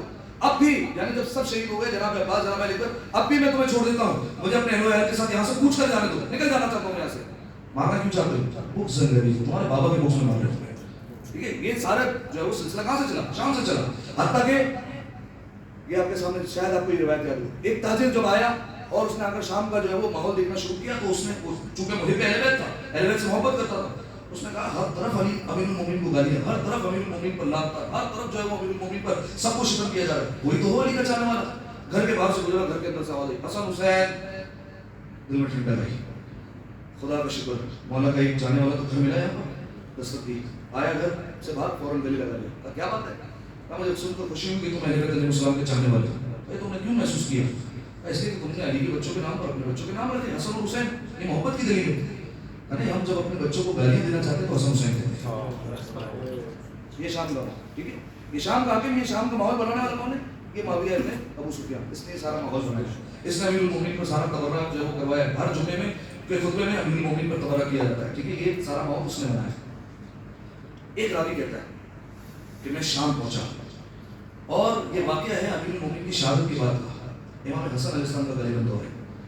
راوی کہتا ہے کہ میں بیٹھا ہوا تھا اس دربار میں، امیر المومنین کا ذکر آ گیا کہیں سے. کہا جتنے دربار میں بیٹھے تھے سب گالیاں ہونے لگے، سب لعنت کرنے لگے امیر المومنین. راوی کہتا ہے میرے دل میں عجیب سی بات محسوس ہوئی. میں نے فوراً اسے کہا خدا کا خوف کرو، نہیں تو دنیا سے چلے گئے، اب کتنا سب کو ختم کر رہے ہیں، اب کتنی گالیاں دیں گے، اب کتنی لعنت، بند کر واپس آ گئی. اس پر یہ خاموش ہو گیا. لیکن جب جیسے ہی کچھ دیر گزری اور اذان شروع ہوئی، مؤذن نے کہا اللہ اکبر، سب خاموش. اشہد ان لا الہ الا اللہ، سب خاموش. جیسے ہی کہا اشہد ان محمد رسول اللہ، جیسے ہی کہا معاویہ ابن ابو سفیان اپنے تخت پر بیٹھا تھا. کہتا ہے میرے باپ کا نام اذان میں کیوں نہیں آتا؟ جب تک یہ نام اذان سے نہ مٹ جائے میں چین سے نہیں بیٹھتا. ثابت کیا ہوا؟ اہل بیت کی دشمنی کی وجہ، رسول کے دشمن. یہ مکتبہ بنو امیہ یہ رسول اللہ کا دشمن، ان کے دلوں میں رسول اللہ کی اور اسلام کی دشمن ہے. ایک اور بات کہتا ہوں، حتیٰ کہ ان کا کوئی اپنا بھی ہونا بنو امیہ والا، ان کے دلوں میں توجہ چاہوں گا اس بات پر میں آپ کی دوں. اگر ان کا کوئی اپنا بھی ہو بنو امیہ کا فرق، ان کے دل میں کسی کے دل میں اہل بیت علیہ السلام کے لیے ہلکا سا سافٹ کارنر آ جائے کہ اس کو بھی برداشت نہیں کرتا. عمر ابن عبد العزیز نام آپ نے سنا؟ یہ کون تھا؟ یہ ان کا خلیفہ تھا عمر ابن عبد العزیز. تاریخ کہتی ہے کہ بچپن تھا عمر ابن عبد العزیز کا. استاد جو انہیں پڑھانے آتا تھا بچوں کو، اس میں عمر ابن عبد العزیز بھی شامل تھا. وہ استاد اہل بیت علیہ السلام کا چاہنے والا تھا، محبت کرتا تھا اہل بیت سے. وہ زمانہ ہوتا جب امیر المومنین کو گالیاں دی جاتی تھی. کھل کر نہیں بتایا جا سکتا، استاد نہیں بتا سکتے میں اہل بیت کا چاہنے والا ہوں. تقیہ کا دور ہے. جب استاد نے دیکھا بچے چھوٹے چھوٹے بچے آپس میں امیر المومنین پر لعنت بھیج رہے ہیں اور گالیاں دے رہے ہیں، استاد نے کچھ نہیں کہا. ناراضگی کے عالم میں مصلی پر کھڑے ہوئے تکبیر کہہ دی اور نماز پڑھنا شروع. عمر ابن عبد العزیز بچپن کے عالم میں سمجھ گیا، میرا استاد جو ہے وہ ناراض ہو گیا. آئے اور کہا بات کیا استاد آپ ہمارے پاس نہیں ہیں اور نماز پڑھنا شروع ہو گئے، شاید آپ نے ہم سے بے رخی کی. کہا کہ یہ بتاؤ کہ اللہ بدر والوں سے کب سے ناراض ہو گیا؟ کیا مطلب اللہ بدر والوں سے تو ناراض نہیں؟ اللہ نے بدر والوں کی شان میں آیت نازل کی ہے. کہا تو پھر کیا علی اہل بدر نہیں تھے؟ علی بدر میں شامل نہیں تھے؟ علی نے جنگ بدر نہیں لڑی؟ علی نہیں آدھے جو ہے وہ کفار کو قتل کیا؟ کہا بالکل قتل کیا. کہا تو پھر علی کو گالی نہیں دیتے؟ عمر ابن عبدالعزیز کہتے ہیں اس دن سے میں نے فیصلہ کر لیا کہ اگر مجھے خلیفہ بنایا گیا تو میں علی پر تبرہ بند کروں گا. اس نے ارادہ کیا. وقت گزرا, یہ خلیفہ بن گیا. جب خلیفہ بنا تو اب جو ہے وہ براہ راست اگر حکم کو صادر نہیں کیا جا سکتا کہ امیر المومنین پر تبرہ بند کیا جائے. جمعے کی نماز میں اب جو ہے وہ امیر المومنین کو گالیاں نہیں دی جائیں گی. اس نے کیا کیا؟ اس نے ایک یہودی کو اپوائنٹ کیا اور یہودی کو کہا کہ دیکھو کل اس وقت دربار میں جس وقت میرے سارے علماء ہوتے اس وقت تم نے آنا ہے اور تم نے اس وقت آ کر مجھ سے میری بیٹی کا حق مانگنا. کہا ٹھیک ہے. اگلے دن آیا, سارے علماء دربار میں بیٹھے ہوئے, یہ اپنے تخت پر موجود ہے. یہودی آیا, کہا کیسے آنا ہوا؟ کہا کچھ باتیں کی اور کہا کہ میں آپ کی بیٹی کا حق مانگنے آیا ہوں. اس سے پہلے کہ عمر بن عبدالعزیز بولتا ہے یہ سارے علماء چیخ پڑے. کہا تمہاری ہمت کیسے ہوئی اور جرأت کیسے ہوئی کہ بادشاہ کی بیٹی کا رشتہ لینے آئے؟ تم یہودی ہو, کافر اور مسلمان کبھی آپس میں ساتھ نہیں ہو سکتے. عمر بن عبدالعزیز نے کہا تو یہ کیسے ہو سکتا ہے کہ کافر اور مسلمان آپس میں شادی نہیں کر سکتے؟ کہا یہ فتویٰ ہے, اسلام کا حکم ہے. کہا تو پھر رسول نے اپنی اکلوتی بیٹی فاطمہ کو علی کے حوالے کیوں کر دیا؟ کہا تو علی تو مسلمان تھے. ارے مسلمان تھے تو گالی نہیں دیتے, مسلمان کو گالی دینا تو جائز نہیں. یہ وہ پوائنٹ تھا کہ جہاں پر آ کر امیر المومنین پر تبرہ بند ہوا. ٹھیک ہے. اب میں نے آپ کے سامنے کیا کہا کہ یہ بنو امیہ کا مرتبہ وہ ہے کہ اگر یہ دیکھے کہ ہمارا کوئی اپنا امیر المومنین کے لیے سافٹ کارنر لے آئے تو اس کو بھی برداشت نہیں کرتا. اب آئیے ابن تیمیہ, شیخ الاسلام جو ان کو دیوبندی وہابی جو ہے وہ شیخ الاسلام ابن تیمیہ, اس کے نظریات سنیے. اس کا پہلا نظریہ عمر ابن عبدالعزیز کے دل میں سافٹ کارنر تھا. کیا کہتا ہے؟ کہتے ہیں کہ عمر ابن عبدالعزیز کی اوقات کیا ہے؟ کہتے ہیں معاویہ جس گھوڑے پر بیٹھا ہو اس گھوڑے سے کے سم سے جو گرد اڑتی ہے, وہ گرد اڑتے ہوئے جو اس کی گھوڑے کے ناک پر آ کر بیٹھ جاتی ہے, وہ گرد کا ذرہ عمر ابن عبدالعزیز سے افضل ہے. ٹھیک ہے. یہ دیکھ رہے ہیں امیر المومنین کی دشمنی. ایک نظریہ. دوسرا نظریہ, ان کا پہلا خلیفہ کون ہے؟ دوسرا خلیفہ خلیفہ ثانی, آپ پہنچ جائیں. اور چوتھا خلیفہ امیر المومنین. دوسرے خلیفہ کو کس نے مارا, کس نے قتل کیا؟ اگر کوئی بتا سکتا ہے. ابو لؤلؤ الفیروز رحمۃ اللہ علیہ. ابو لؤلؤ الفیروز. اور ان کے چوتھے خلیفے کو کس نے شہید کیا؟ عبد الرحمن ابن مجید. اب دونوں کے نظریے سنو ابن تیمیہ کے کیا نظریہ رکھتے ہیں کے بارے میں. کہتا ہے عبد الرحمن ابو لؤلؤ الفیروز کہتا ہے ایک بے دین انسان تھا, یہودی, مجوسی, کافر, دور دور تک اس کا اسلام سے کوئی لینا دینا نہیں تھا, بے دین انسان تھا. یہ ابو لؤلؤ الفیروز کے بارے میں. جب آتا ہے عبد الرحمن ابن مجید کے بارے میں, کہتے ہیں متقی تھا, مومن تھا اور بڑا عبادت گزار تھا. راتوں کو عبادتیں کیا کرتا تھا, اللہ کے کام میں جاگا کرتا تھا. ساتھ ہی ساتھ یہ کہ اس نے رضائے خدا کے لیے علی کا قتل کرنا چاہا تھا, لیکن اس سے خطا ہو گئی, معاف کر دینا چاہیے. دو نظریے ہو گئے. ابن تیمیہ بتا رہا ہوں میں آپ کو. تیسرا نظریہ ابن تیمیہ متفقہ ہے یہ فیصلہ کہ جناب سیدہ نے منع کر دیا تھا وصیت میں کہ فلاں فلاں جو ہے وہ میرے جنازے میں نہیں ہے. ٹھیک ہے. ان کے یہاں بھی روایت مل جاتی کہ انہوں نے جنازہ نہیں پڑھا. اب دیکھیے اس نے کس مختلف جہت سے پیش کیا. کہتے ہیں اس میں ان کا کیا نقصان ہے, ان دونوں کا کیا نقصان ہے. تو فاطمہ نے خود اپنا نقصان کر دیا. کیوں؟ کا وجہ یہ ہے کہ وہ اگر جنازے میں آتے تو بسم اللہ پڑھتے, سورہ کی تلاوت کرتے, مغفرت کی دعا کرتے تو فاطمہ کو فائدہ ہوتا. لیکن انہوں نے نہیں بلایا تو جو ہے وہ فاطمہ نے اپنا خود نقصان کر لیا. استغفر اللہ. ٹھیک ہے. یہ تین نظریے جو ہے وہ ابن تیمیہ کے جو ہے وہ مین نظریہ یہ رکھتا ہے. اسی نے کہا کہ یہ جو ہے وہ قبور کا جو ہے وہ وجود نہیں ہونا چاہیے. ٹھیک ہے. اور ان کو جو ہے وہ ہٹا دینا چاہیے. یہ کوئی تبرک نہیں ہوتا, یہ تبرک حاصل نہیں کرنا چاہیے قبر سے. حالانکہ جب یہ مرا تھا تو اس کے اپنے شاگرد آئے تھے اور اس کا کفن پھاڑ پھاڑ کے لے کے گئے تھے اور کہا یہ اپنے استاد کا جو ہے وہ کفن تبرک کے طور پر رکھیں گے. ٹھیک ہے. یہ ابن تیمیہ کے نظریات کو اپنایا محمد ابن عبد الوہاب نے. اب محمد ابن عبد الوہاب نے جو حرکتیں کی وہ میں آپ کے سامنے بیان کرتا ہوں. ٹھیک ہے. اب دیکھیے لگے گا یہ کہ یہ دشمن اہل بیت ہے, لیکن میں نے کیا کہا, اہل بیت کی دشمنی رسول اور اسلام کی دشمنی. میں آپ کے سامنے پیش کرتا ہوں. 1216 ہجری غدیر کا دن کربلا پہ انہوں نے حملہ کیا. ٹھیک ہے. اب لگ کیا رہے, اہل بیت کی دشمنی. غدیر بھی اہل بیت سے تعلق رکھتی, کربلا بھی اہل بیت سے تعلق رکھتی ہے. لگ ایسا رہا ہے. انہوں نے کربلا پر حملہ کیا 1216 میں. کیا کیا وہاں جا کر 4000 مومن 4000 سادات کا خون بہایا. کربلا میں جو تبرکات, جو جواہرات, جو مومن ڈونیٹ کرتے تھے ان سب کو لوٹا. وہاں کی املاک کو شدید نقصان ہو گیا. 1216 ہجری. 1220 ہجری میں جنت البقیع پر پہلا حملہ کیا انہوں نے. مکمل اس نہیں کیا, پہلا حملہ کیا, گنبد وغیرہ توڑ دیے گئے. 1220 ہجری میں. 1221 ہجری میں نجف اشرف پر حملہ ہوا. نجف اشرف پر انہوں نے حملہ کیا 1221 میں. 1.5 سال بعد دوبارہ نجف اشرف پر حملہ ہوا. اب تک یہ لگ رہا ہے کیا ہے, یہ اہل بیت کے دشمن. 1225 میں کربلا اور ہلا پر دوبارہ حملہ کیا, ان کا محاصرہ کر لیا, وہاں پر نقصان پہنچایا گیا 1225 میں. ٹھیک ہے. اب تک یہ لگ رہا ہے اہل بیت سے دشمنی ہے. اس کے بعد آئیے انہوں نے حملہ کیا شام پر. شام میں آج بھی شیعہ کی اکثریت نہیں، اس زمانے میں بھی اکثریت نہیں تھی، ٹھیک ہے، شام شیعہ کا نہیں، ٹھیک ہے، فقط ہمیں جو انسیت ہے وہ جناب زینب اور جناب سکینہ اور دیگر مقدسات ہے اس کی وجہ سے ہم انسیت رکھتے ہیں، ٹھیک ہے، لیکن شام میں شیعوں کی اکثریت تو نہ پہلے تھی نہ یمن پر انہوں نے حملہ کیا، یمن میں شیعوں کی اکثریت نہیں ہے، جارڈن پر حملہ کیا وہاں پر بھی شیعوں کی اکثریت نہیں ہے، طائف پر جو خود سعودی عرب میں وہاں پر حملہ کر دیا، وہاں پر مسلمان تھے ان کو بھی نقصان پہنچایا، تو اس سے ثابت یہ ہوا کہ یہ فقط اور فقط جو ہے وہ اہل بیت کی اور شیعوں کی دشمنی، یہ رسول اور اسلام کی دشمنی، ٹھیک ہے، اور میں نے آپ کی خدمت میں کہا کہ اگر انہیں موقع ملتا تو یہ روزہ رسول کو بھی گرا دیتی ہے، روزہ رسول کو بھی نام و نشان مٹا دیتی ہے، بلکہ ایک حکایت نقل کی جاتی ہے، مجھے نہیں پتا یہ کہاں تک درست ہے، لیکن ایک حکایت نقل کی جاتی ہے کہ یہ رسول اللہ کے روزے کی طرف بڑے تھے حملہ کرنے کے لیے، لیکن دو باتیں ہوتی ہیں، ایک یہ کہ عالم اسلام کی طرف سے اتنا پریشر آیا کہ رک گئے اور انہوں نے قدم نہیں اٹھایا، اور دوسری بات یہ ہوتی ہے، دوسری بات کی سامنے ہے کہ ایک شخص جو آگے بڑھا تھا اور جو کچھ افراد آگے بڑھے مسمار کرنے کے لیے تو آسمان سے پروردگار کی طرف سے بجلی نازل ہوئی، وہیں پر سارے جو مر گئے، لیکن اس واقعے کو چھپایا گیا کہ کسی کو بتایا نہ جائے، ٹھیک ہے، اور کہا جاتا ہے کہ ہم جو ہے وہ روزہ رسول کو مسمار نہیں کر سکتے، یہ ان کے جو ہے وہ سارے کارنامے تھے جو میں نے آپ کی خدمت میں بیان کی کہ انہوں نے جو ہے وہ کیا کیا کیا ہے۔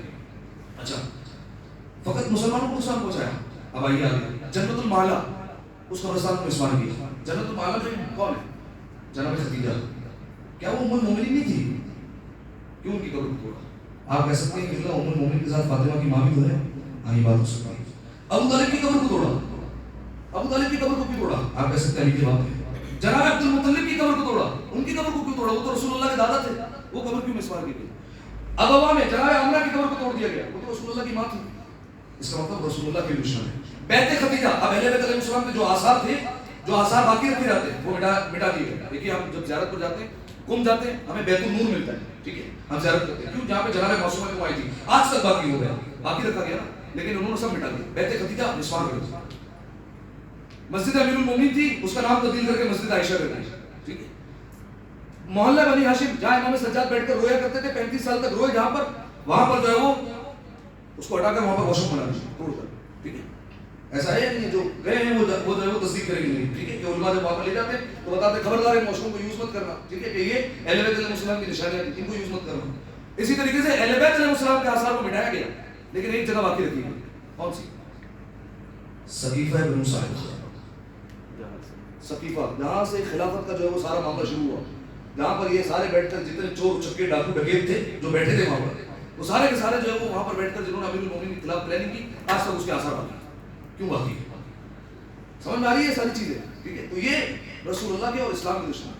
اب دیکھیے یہ تو میں نے آپ کے سامنے ثابت کر دیا، رسول کے دشمن، اسلام کے دشمن، قبروں کے دشمن۔ اب دیکھتے رسول، آخری بات، رسول اللہ کی زندگی میں رسول اللہ نے کیا کیا تھا قبروں کے متعلق، ان کا کیا رویہ تھا؟ جنت البقیع ایک عظیم قبرستان، روایت میں ہے کہ یہاں یہ پہلے پوری جو ہے یہاں پر جھاڑیاں ہوا کرتی تھی، رسول اللہ نے ساری جھاڑیوں کو پٹوایا اور اس زمین کو کلین کروایا، ٹھیک ہے۔ رسول اللہ جنت البقیع میں آتے تھے، طویل سجدے انجام دیا کرتے تھے، ان کی ایک زوجہ نے پوچھا آپ ایسا کیوں کرتے ہیں؟ کہ اللہ نے مجھے حکم دیا کہ میں بقیع والوں کے لیے جو ہے وہ دعا کیا کروں، ٹھیک ہے۔ دو بقیع کی 30 مرتبہ 70,000 لوگ یہاں سے اٹھائے جائیں گے جو روشن چہروں کے ساتھ اٹھیں گے قبروں سے اور بغیر حساب میں جنت میں داخل ہوں گے، یہ جنت البقیع میں جو مفہوم ہے۔ 3، ٹھیک ہے۔ چوتھی بات، سب سے پہلے صحابی جن کا نام ہے عثمان ابن مظعون، مہاجر تھے، عثمان ابن مظعون جن کا لقب ہے غسیل الملائکہ، جنہیں ملائکہ نے غسل دیا۔ جب لوگ صحابی نے غسل دینے کے لیے آگے بڑھے، رسول اللہ نے کہا چھوڑ دو، انہیں فرشتے غسل دے چکے ہیں، انہیں دفنا دو۔ اتنی محبت تھی رسول اللہ کو، امیر المومنین کو اتنی محبت ان سے کہ امیر المومنین نے اپنے بیٹے کا نام جو ہے وہ ان کے نام پر عثمان رکھا ہے، ٹھیک ہے۔ بعض لوگ اعتراض کرتے ہیں ان کے نام پر نام رکھے، ان کے نام پر نہیں، عثمان ابن مظعون کے نام پر عثمان رکھا گیا، ٹھیک ہے۔ اتنی محبت، تو پہلی قبر عثمان ابن مظعون کی رسول اللہ نے بنوائی۔ جب وہاں پر بنی، اتنا بھاری پتھر کہ وہ پتھر ہل نہ سکے، صحابیوں نے اٹھانے کی کوشش کی، یا رسول اللہ ہم سے نہیں اٹھ رہا، رسول اللہ نے ساتھ میں ہاتھ دیا اور آ کر اس کو عثمان ابن مظعون کی قبر پر رکھا، کیوں؟ تاکہ نشانی کے طور پر یہ قبر باقی رہے، ٹھیک ہے، تاکہ یہ قبر سلام، یہ قبر کا نشان مٹنا نہیں چاہیے، یہ رسول اللہ نے چاہا۔ آل سعود نے جب جنت البقیع کو مسمار کیا تو یہ پتھر بھی توڑ دیا، یہ بھی رسول اللہ کی نشانی تھی، اس کو بھی پاش پاش کر دیا، اس کو بھی توڑ دیا گیا، ٹھیک ہے۔ اس کے بعد جنت البقیع میں کون ہے؟ امام حسن علیہ السلام، امام زین العابدین، امام باقر، امام صادق، یہ ائمہ بقیع ہوئے۔ جناب سیدہ کی منسوب قبر ہے، ہم یہ نہیں کہہ سکتے جناب سیدہ یہیں پر ہے، ٹھیک ہے، ہمیں نہیں پتا کہاں پر، یہ اللہ کے رازوں میں سے راز ہے، ہم نہیں کہہ سکتے، لیکن ایک منسوب قبر تو ہے۔ جناب فاطمہ بنت اسد، جناب ام البنین، رسول اللہ کی 6 بیویاں، رسول اللہ کی 9 ازواج، 10,000 اصحاب، 1.5 لاکھ تابع تابعین یہاں پر دفن ہے، ٹھیک ہے۔ پورا جنت البقیع اجاڑ کر دیا، ٹھیک ہے، سب ختم کر دیا۔ اسلام کے دشمن ہے، رسول کے دشمن ہے، ٹھیک ہے۔ رسول اللہ کے فرزند جناب ابراہیم، جب وہ دنیا سے گئے بچپن کے عالم میں رسول اللہ نے جنت البقیع میں دفن کیا. اب آپ جانتے ہیں کہ اس زمانے میں ریت ہوا کرتی، جب ریت جو ہے وہ قبر پر لگا دی تو رسول اللہ نے پانی منگوایا اور پانی قبر پر ڈالنا شروع کیا. کیوں؟ اس وجہ سے کہ یہ ریت یہیں پر رہ جائے اور جم جائے. رسول اللہ نے کہا کہ اگر ہوا آئے گی تو میرے بیٹے کی قبر کا نشان مٹ جائے گا، اس لیے میں چاہتا ہوں یہ قبر کا نشان باقی رہے. رسول اللہ نے باقی رکھنا چاہا. اس کے بعد کچھ دن بعد رسول اللہ کو پتا چلا کہ جناب ابراہیم جو ان کے فرزند ان کی قبر میں سوراخ ہو گیا. رسول اللہ خود آیا، رسول اللہ خود قبر کی مرمت کرنے لگے. جب قبر بنانے لگے تو کسی نے کہا کہ یا رسول اللہ یہ قبر بنانے سے اس مردے کو کیا فائدہ ہوگا؟ سمجھ آیا آپ کو؟ صحابیوں میں بھی وہاں بھی موجود تھے. تو جو ہے وہ اس نے وہاں بھی فکر کا جو تھا اس نے کہا کہ یہ مردے کو کیا فائدہ ہونے والا ہے جو آپ قبر بنا رہے ہیں؟ رسول اللہ نے کہا اس سے مردے کو فائدہ نہیں پہنچتا، زندوں کی آنکھوں کو سکون ملا کرتا ہے. کیا جواب دیا؟ اب سمجھ میں آیا؟ یہ جو امام حسین کا گنبد ہے، یہ امام حسین کی ذریعے، یہ ان کو فائدہ نہیں دے رہی ہے، یہ ہماری آنکھوں کو ٹھنڈک دیتی ہے. جب حسین کا روزہ ہم دیکھتے ہیں ہمارے دل کو ٹھنڈک ملتی ہے، جب ہمیں امام رضا کا روزہ دیکھتے ہیں ہمارے آنکھوں کو ٹھنڈک ملتی ہے. یہ دراصل جواب ہے. ٹھیک ہے، تو رسول اللہ نے اپنے زمانے میں اس طریقے سے قبروں کا احترام کر کے بتایا. آج تک وہابی فرقہ قبروں کو نہیں مانتا ہے. ٹھیک ہے، آخری بات تو بات تمام ہو جائے گی. آیت اللہ محسن الحکیم 1968 میں جب حج پر تشریف لے گئے اور وہاں پر جب مختلف مکتبہ فکر کے علماء کو بلایا گیا تو اس میں جو ان کا سب سے بڑا مفتی اعظم تھا جس کا نام تھا عبداللہ ابن باز، اس کو بلایا گیا. وہ نابینا تھا، ویل چیئر پر لایا گیا. جو زمانے کا بادشاہ تھا فیصل بادشاہ، وہ ویل چیئر پر لے آیا. آیت اللہ محسن الحکیم بیٹھے ہوئے تھے اور جب اسے لایا گیا تو وہ چونکہ نابینا ہے تو فیصل سب کا تعارف کروا رہا ہے، یہ فلاں مکتبہ فکر سے، یہ فلاں مکتبہ فکر سے. انہوں نے کہا یہ شیعوں کے جو وہ مجتہد اور مرجع وقت ہے، ان کا نام آیت اللہ محسن الحکیم ہے. انہوں نے کہا لعن اللہ، اللہ ان پر لعنت کرے. جیسے انہوں نے کہا تو وہ فیصل مسکرایا اور آگے جانے لگا. انہوں نے کہا ٹھہرو، لعنت کیوں دی؟ پہلے یہ بتاؤ، آخری بات، لعنت کیسے دی؟ ایک بات تو ثابت ہوگی لعنت کو تو وہ بھی مانتے ہیں. ٹھیک ہے، لعنت کیوں دی؟ تو اب وہ جو نابینا مفتی تھا نا وہ بولنے لگا، کہا آپ قرآن کی دراصل تعویل کو مانتے ہیں، ہم تعویل کو نہیں مانتے، ہم صرف تفسیر کو مانتے ہیں. آپ تعویل کو مانتے ہیں، یہ غلط ہے. اب سن لیجیے، تعویل کسے کہتے ہیں؟ تفسیر کہتے ہیں کہ تفسیر مفسر میں اور آپ بھی کر سکتے ہیں. ہم نے علم حاصل کیا، ہم قرآن کی تفسیر کریں، تشریح کریں، وضاحت کریں کہ اس آیت میں اللہ کیا کہنا چاہ رہا ہے، رسول نے یہ کہا، اس آیت کے متعلق اہل بیت نے یہ کہا، یہ ہوگی تفسیر. تعویل یہ ہوتی ہے کہ باطنی علم، یہ صرف اہل بیت کو ہے، رسول اللہ کو ہے، اور کسی کو تعویل کا علم نہیں. کہا آپ تعویل کے قائل، ہم تعویل نہیں کرتے. اچھا ایک آیت پڑھتا ہوں، یہ بتا دو اس کا مطلب بتا دو کیا ہوگا. کہا کیا؟ کہ من کانا فی هذه الاعمى فهو فی الاخرۃ الاعمى. آیت سنیے، جو اس دنیا میں اندھا ہے وہ آخرت میں بھی اندھا اٹھایا جائے گا.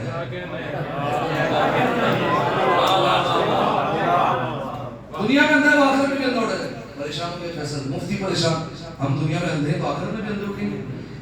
کہا کہ اس کا آیت کا کیا مطلب ہے؟ کہا آپ سمجھے اس آیت کی تعویل کرنی پڑے گی، باطنی معنی لینا پڑے گا. کہا اس کا باطنی معنی کیا ہے؟ کہ جو دنیا میں اندھا ہے وہ آخرت میں بھی اندھا ہے. کہا ہمارے چھٹے امام نے فرمایا جو دنیا میں علی کی ولایت کا اندھا ہے وہ آخرت میں بھی اندھا ہے.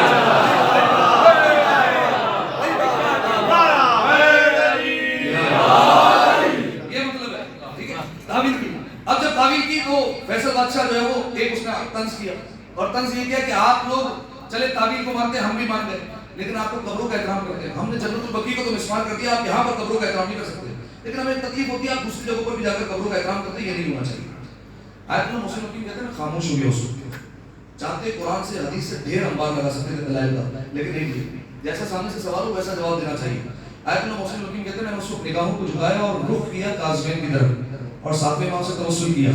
ساتویں امام چکے ہیں باب الحوائج. ساتویں امام سے کہا کہ مولا آپ مجھے کوئی جواب ایسا عطا کریں کہ یہ خاموش ہو جائے. ابھی وہ کھانا کھا رہے تھے کہ اتنے میں ایک شخص داخل ہوا اور اس کے ہاتھوں میں قرآن تھا اور اس نے کہا فیصل بادشاہ نبی کے زمانے کا قرآن ملا ہے جسے ہرن کی کھال پر لکھا گیا تھا. چونکہ نبی کے زمانے کا تھا لہٰذا ہم نے اس میں مخمل کے کپڑے اور سونے کی تاروں میں لپیٹ کر دیا ہے. فیصل بادشاہ اٹھا احترام میں، دوڑا اور اس قرآن کو لے کر چومنے لگا. آیت اللہ محسن الحکیم نے کہا شرک، بدعت، حرام.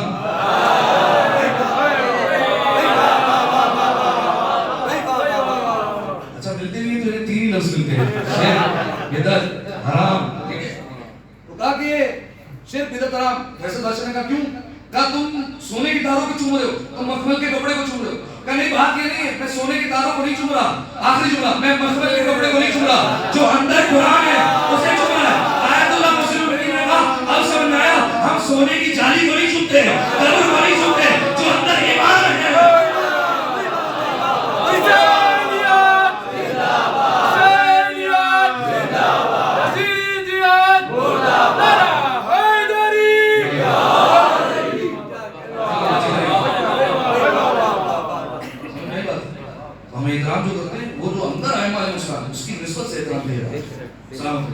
بس سامعین محترم،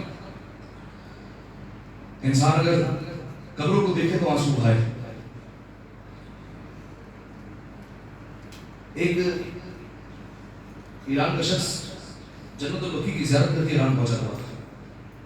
جب وہاں پہنچا تو امام رضا کے زری کے سامنے اس نے کھڑے ہو کر امام رضا کی زیارت پڑھنا شروع کی.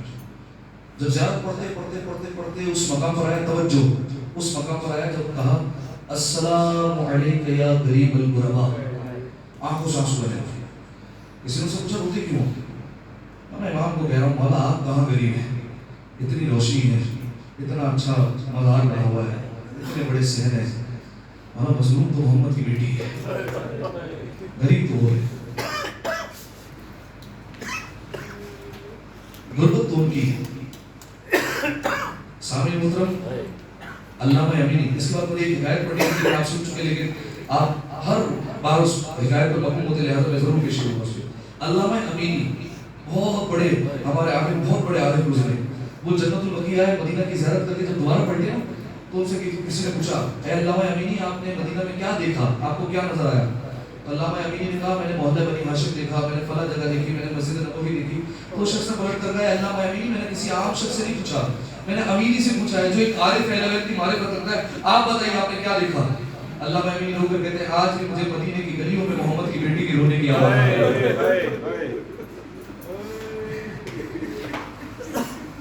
آج بھی ایسا لگتا ہے محمد کی بیٹی رو رہی ہے، آج بھی محمد کی بیٹی کی صدائیں بلند ہیں.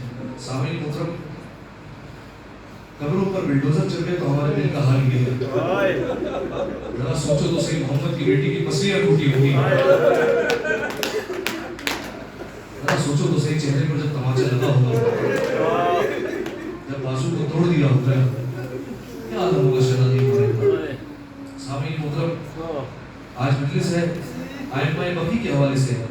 سامعین محترم، جو حاجت توسل کیجیے گا بالخصوص شہزادی مولین سے توسل کیجیے گا. منسوخ قبر ہے وہاں پر، شہزادی کی توسل کیجیے گا شہزادی مولین سے. جانتے ایک جرمنی کی فیملی عیسائی تھی، شیعہ ہو گئے، ایران آئی. ایک مجتہد نے ان سے سوال کیا کہ کس بنیاد پر آپ کو شیعہ ہو گئے؟ دراصل ہم فیملی میں 3 لوگ ہیں، میں ہوں، میری زوجہ ہے اور میری ایک بیٹی ہے، جوان بیٹی کا. ہم لوگ ہائی وے پہ جا رہے تھے، ایکسیڈنٹ ہو گیا.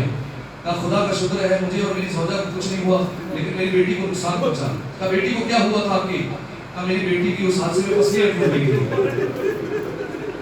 صداؤں کو بلند کیجیے گا، آوازوں کا آزاد چھوڑیے گا. جیسے یہ کہا تو آیت اللہ رونے لگے، ان کی آنکھوں سے آنسو بہنے لگے. کہا اس بات نے تمہیں شیعہ کیسے کیا؟ کہا دراصل میری بیٹی بڑی تکلیف میں رہتی تھی، ہمیشہ بستر پر رہتی تھی، اٹھ نہیں سکتی تھی. ہم نے دنیا بھر کے ڈاکٹرز کو دکھایا لیکن سب نے منع کر دیا. کہا کہ ہڈیاں تو جڑ جاتی ہیں، پسلیاں نہیں جڑا کرتی ہیں. کہا میری بیٹی کے لیے سانس لینا دشوار ہو گیا تھا، میری بیٹی سانس نہیں لیا کر سکتی تھی. بس سامعین محترم، وہ کہتے ہیں کہ ہمارے برابر میں ایک سیدانی رہتی تھی جسے ہم اکراماً بی بی کہا کرتے تھے. کہا ایک دن وہ آئی اور مجھ سے کہنے لگی بیٹی کا حال کیسے؟ میں نے کہا بیٹی کے حال اچھے نہیں ہیں، اب بھی وہ تکلیف میں. کہا اچھا میں شام کو ملنے آؤں گی. شام کا وقت ہوا، آئی بیٹی کے پاس اور کہا کہ بیٹی کیسے حال ہے؟ کہا اگر کوئی مجھے دنیا بھر کی دولت دے اور مجھے کہے پسلیاں ٹھیک کروا دو، میں دولت دے دوں گی اور پسلیاں ٹھیک کروا دوں گی. کہا کیوں؟ کہا کیونکہ جب میں سانس لیتی ہوں مجھے بڑا درد ہوتا ہے، مجھے بڑی تکلیف ہوتی ہے. کہا اچھا. کہا وہ عورت کہتی ہے، کہا کہ ایک ڈاکٹر ایسا ہے جو تمہارا علاج کر سکتا ہے. کہا کون ہے؟ کہا مدینہ میں رہتی ہے. اچھا عورت نے کہا مدینہ سے اتنا دور سے وہ کیسے آئے گی؟ کہا نہیں ان کے پاس جانا نہیں پڑتا، انہیں اگر دل سے بلاؤ تو آ جاتی ہے. کہا دل سے بلائے؟ کہا کہو یا فاطمہ تو یا سیدتی یا مولانا یا فاطمہ تو کسی بھی، اے فاطمہ میری مدد پائیے. وہ ضرور مدد پائے گی. وہ سیدانی کہتی ہے میں باہر نکلی، میں نے آسمان کی طرف دیکھ کر کہا بار الہ واسطہ تو دے دیا ہے، عزت رکھنا تیرے ہاتھ میں ہے. بس آپ میرے مطلب اچانک سے گھر سے شور کی آواز بلند ہوئی. وہ بیوی کہتی ہے میں دوڑ کر گئی، میں نے دیکھا بچی سلامت ہے، بچی ٹھیک ہو گئی ہے، شفا مل گئی. میں نے کہا بات کیا ہے؟ کہتی جب میں نے پکارنا شروع کیا ایک بیوی آئی، برقع پوش بیوی تھی. کہا اس کی علامت کیا تھی؟ کہا علامت تو نہیں پتا، پہلو پر ہاتھ رکھ کر چل رہی تھی، ایسا لگتا تھا اس کو کوئی نقصان پہنچا ہے. کہا پہلو پر ہاتھ رکھ کے آ رہی تھی. اس نے مجھ سے کہا اپنے بستر سے اٹھو. میں نے کہا میں نہیں اٹھ سکتی، میری پسلیاں ٹوٹ چکی ہے. اس نے عجیب جملہ کہا ہاں مجھے پتا ہے جب پسلیاں ٹوٹتی ہیں بڑا درد ہوتا ہے. بس سامنے محترم میں کہتی اٹھو اپنے مقام سے. بس سامنے محترم اسے شفا مل گئی. میں کہتا ہے شہزادی کو ہے آپ کی غربت، آپ کی پسلیاں بھی توڑی گئی، آپ کی منصوب قبر کو بھی مسمار کیا گیا، حضرت مصطفیٰ کی قبر کو توڑا گیا، زین العابدین کی قبر کو توڑا، باقر جعفر کی قبر کو توڑا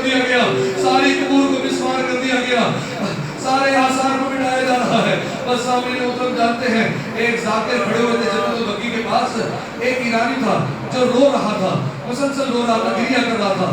اس سے پوچھا کہ کیا بات ہے؟ وہ کہتا ہے مجھے مسائل میں خلل لانے دو, مجھے گریہ کرنے دو. مسلسل قبر کو دیکھ کر رو رہا ہے, کبھی جنت البقیع کو دیکھتا ہے, کبھی مڑ کر مسجد نبوی کو دیکھتا ہے. رو رو کر جملہ کہتا ہے, یا رسول اللہ میں ایران سے ہوں, کبھی ایران آئیے ذرا دیکھیے گا ہم نے آپ کے بیٹے علی رضا کا روزہ کیسا بنایا ہے.